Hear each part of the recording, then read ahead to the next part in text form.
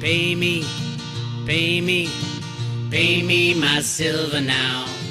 Pay me or go to jail. Pay me my silver now. RoadToRuta.com. Lots to talk about in silver today.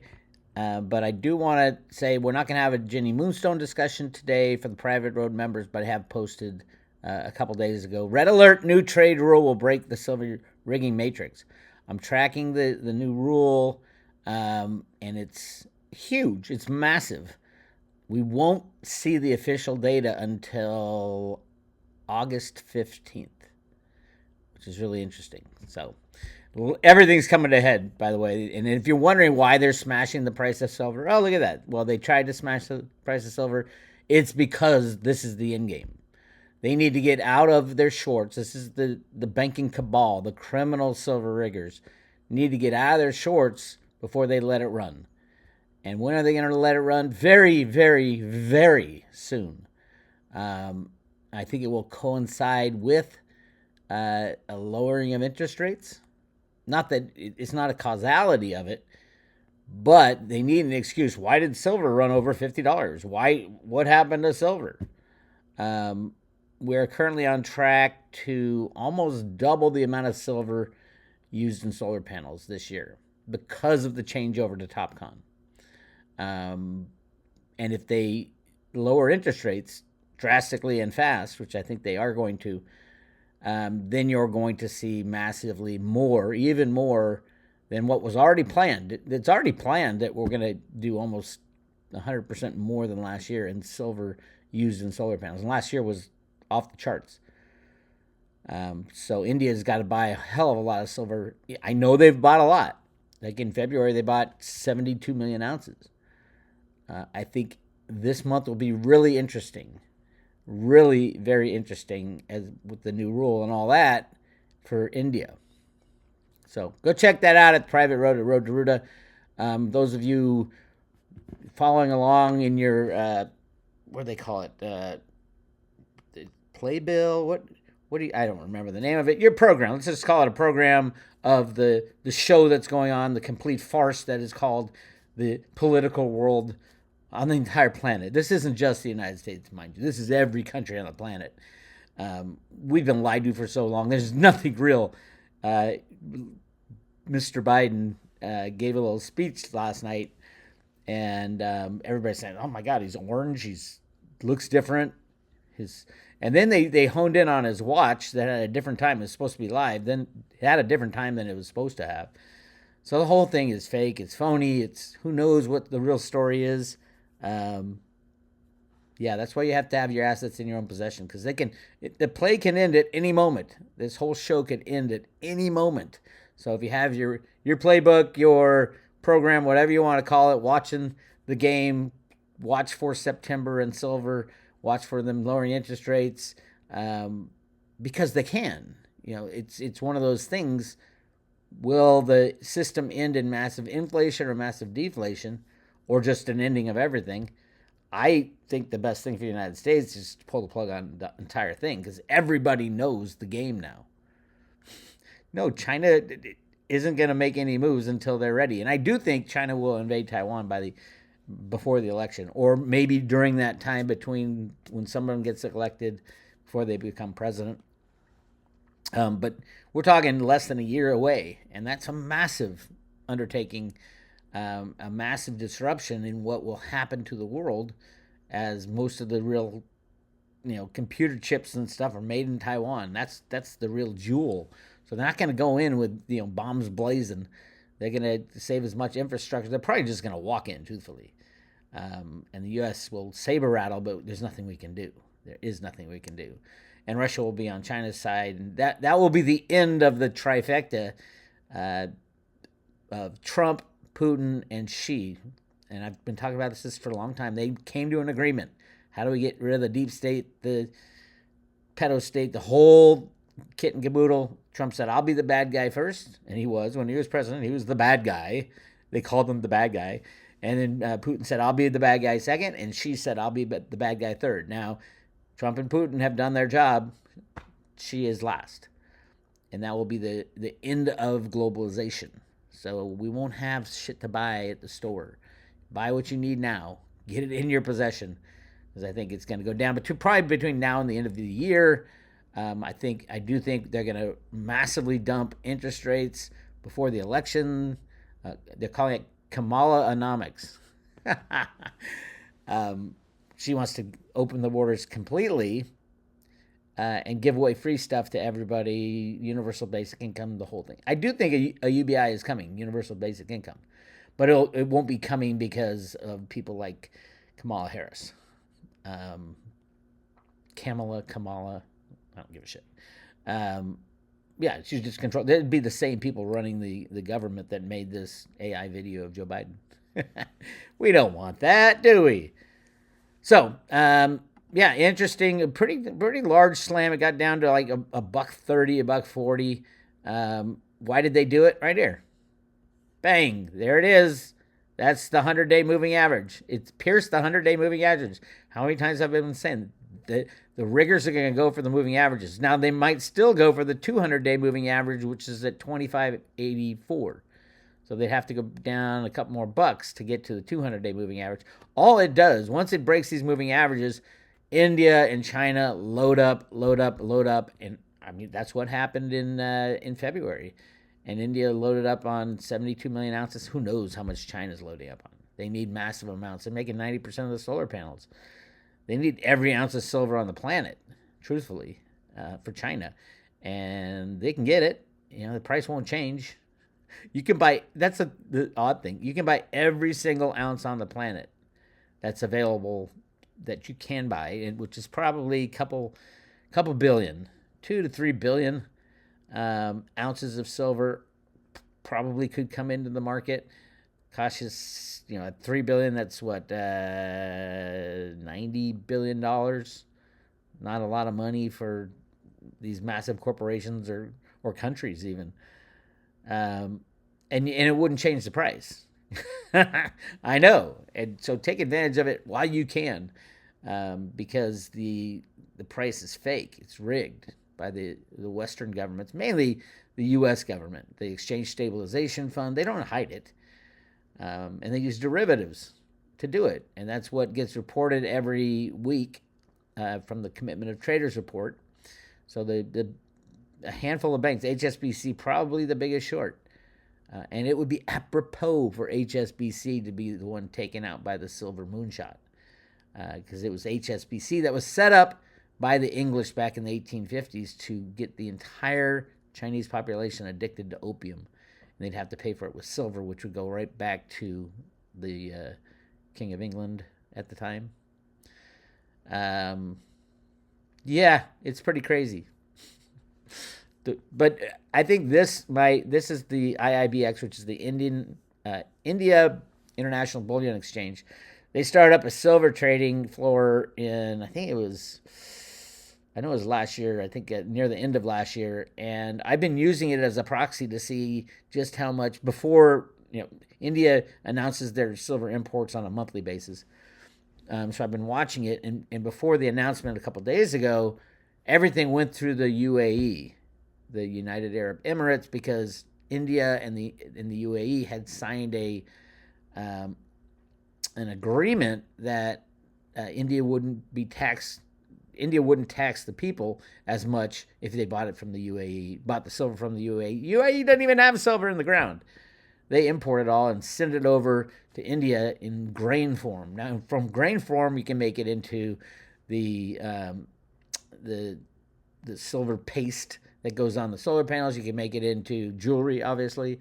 So all that stuff.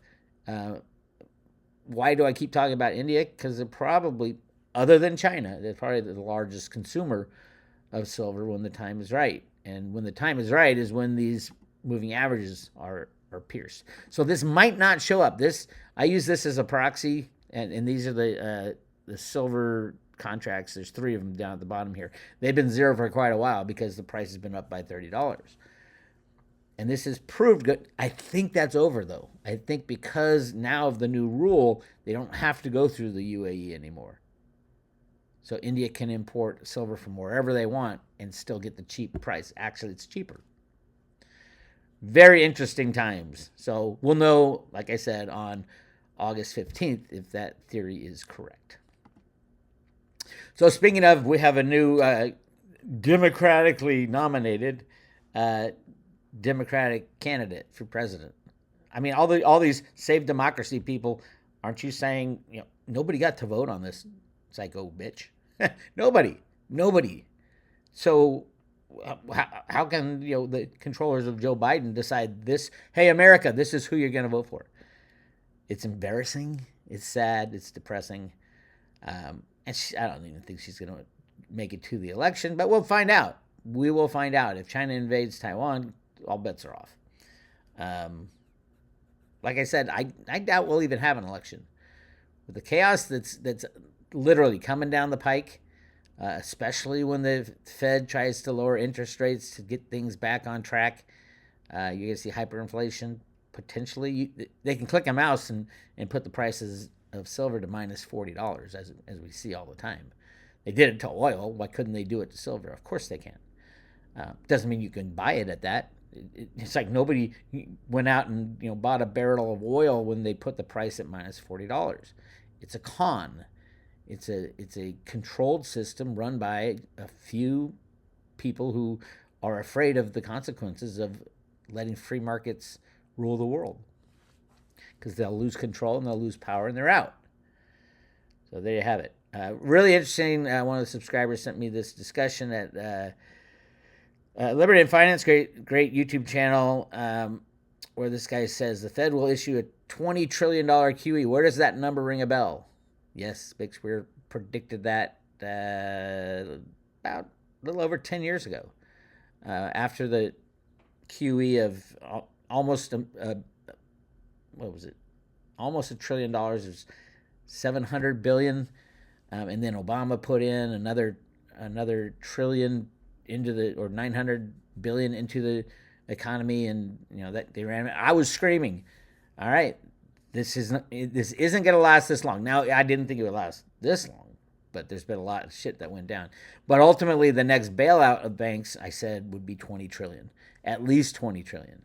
And then there's this from this guy saying, I think the response that it's going to take to stop the free-falling financial system is going to be something on the order of $20 trillion in new QE out of the Fed, money expansion out of the Fed, and proportionally similar out of every central bank in the world. There you go. You can listen to the whole interview at Liberty and Finance. Guy's name's David Hunter.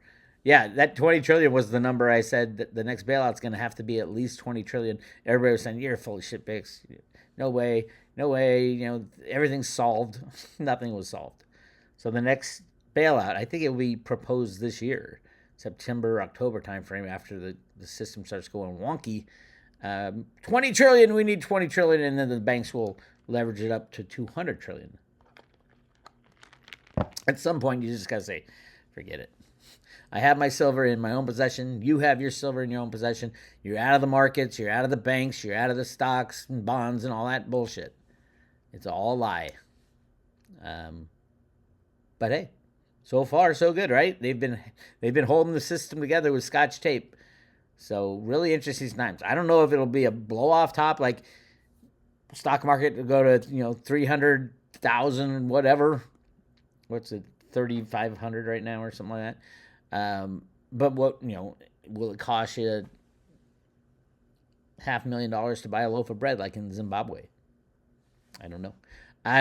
I'm more on the side of this is going to be a Band-Aid pull, meaning that everything will stop at a certain time. And whatever you have in your own possession is what you got for the next moving forward, shall we say. That's why I'm a massive advocate of silver in your own possession. Massive advocate of some cryptocurrencies in your own possession. Again, I think Theta is massively undervalued, and if we think we're moving into a world of AI and increasing reliance on computers and computer programming and displacement of human workers, it's a huge AI problem. And how can we do that when we offer a UBI, Universal Basic Income? But would it be a gift, or would it be based on performing something like sharing your broadband or sharing your hard drive or sharing your whatever to the Theta system. It's a sharing. People say, "Oh no, I would never put a edge node on my computer because it just instant hack." I'm like, wait. What are you doing right now? You're watching your computer with a program on your computer, right? Instant hack. Can you instantly hack a computer because they're running Facebook or YouTube or that? Computers are social creatures. And there's all kinds of, I have a list of 11 different security measures. So it can't do an instant hack. For example, firewalls, antivirus malware, intrusion detection systems, IDPS, secure software development, regular updates and patch management. By the way, it's open source software. There's no hidden Trojan horse in the Theta Edge node. Regular updates, patch management, encryption, user education awareness, multi-factor authentication, network segmentation, sandboxing, which is a really interesting thing.